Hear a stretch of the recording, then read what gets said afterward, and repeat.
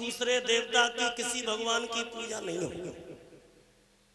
और भक्तों जब ब्रह्मा जी से बहनों वरदान पाया, ये धूप आ रही है बिटिया तुम पीछे बैठ जा, थोड़ी छाया पड़ जाए, धूप है इधर बहुत। भक्तों अब इसने जब वरदान पाया है तो ये सोचने लगा कि सबसे पहले मैं अपने बहनोई को जाकर के मारूंगा। बहनोई को, जो मेरा बहनोई गदा युद्ध में मुझे हरा करके ले गया था। अर्धरात्रि के वक्त ही अपने बहनोई को मारने को चल रहा।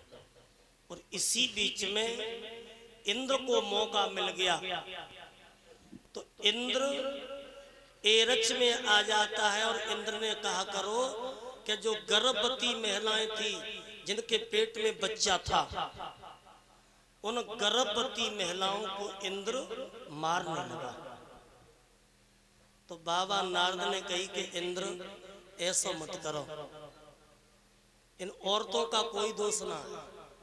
तो इंद्र बोलो स्वामी जी, इन महिलाओं के गर्भ से जो दुष्ट पैदा हो रहे हैं। बोले रुक जा, इन्हीं के गर्भ से दुष्ट हुए हैं तो इन्हीं के गर्भ से कोई ना कोई भगवान का भक्त भी पैदा होगा, इसलिए आप छोड़ दो। और उस समय हिरण्याकश्यप की जो पत्नी थी जिसका नाम था कयाधु, वो कयाधु गर्भ से थी। तो बाबा नारद कयाधु को वहां से ले गए और अपने आश्रम पे जाकर के बाबा नारद ने कयाधु को भगवान की कथा सुनाई।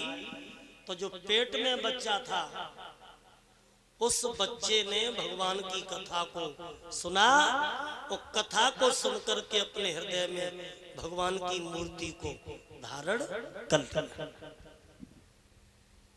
तो माताओं, जो माताएं गर्भवती होती हैं, जिनके पेट में शिशु होता है, उन्हें गीता रामायण कथा भागवत सुननी चाहिए। तो जो बच्चे के अंदर संस्कार जाएंगे तो ध्रुव प्रहलाद जैसे संस्कार जाएंगे, क्योंकि माता निर्माता भवती, माँ ही बच्चे का निर्माण करती है। माँ चाहे तो अपने बेटा को डकैत बना दे और माँ चाहे तो अपने बेटा को संत। संस्कार कौन डालता है? माँ। पहले की माताएं अपने बच्चे को अपना दूध पिलाती थी, अपना दूध।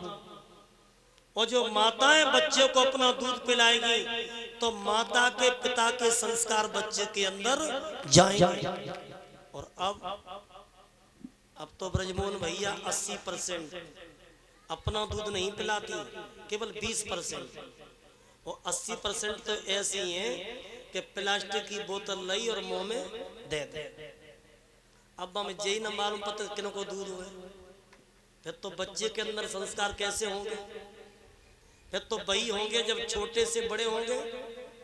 डॉक्टर के पास जाएंगे तो बोतल, शौच क्रिया के लिए जाएंगे तो बोतल, और ठेका पे जाएंगे तो बोतल, बोतल ही बोतल। बिगड़ गया भक्तों संस्कार। तो माताओं से निवेदन है कि माताओं, तुम ही बच्चों का भविष्य, तुम ही बच्चों का संस्कार बनाने वाले। तो कयाधु ने भगवान की कथा को सुना और कथा सुनने से ही उस बच्चे के अंदर संस्कार ऐसे गए कि वो भगवान का भक्त होगा।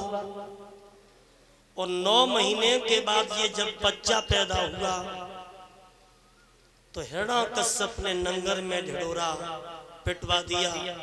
बहुत खुशी है। तो भक्तों, उसी बच्चे का नाम क्या रखा गया? प्रहलाद। बोलिए भक्त प्रहलाद की। प्रहलाद नाम रखा गया। अब धीरे धीरे ये बच्चा प्रहलाद आंगन में बड़ा होने लगा। और जब ये बच्चा 5 वर्ष का हो जाता है तो हिरण्याकश्यप को इतनी खुशी है कि हमारा लला हम ही जैसा निकलेगा। सुजा ने सोची कि चलो जाए पढ़ाई दे अच्छे स्कूल में।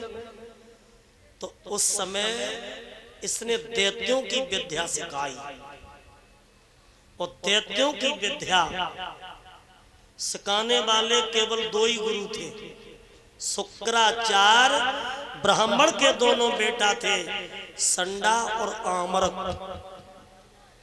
ये दैत्यों की विद्या प्रहलाद को सिखाने लगे।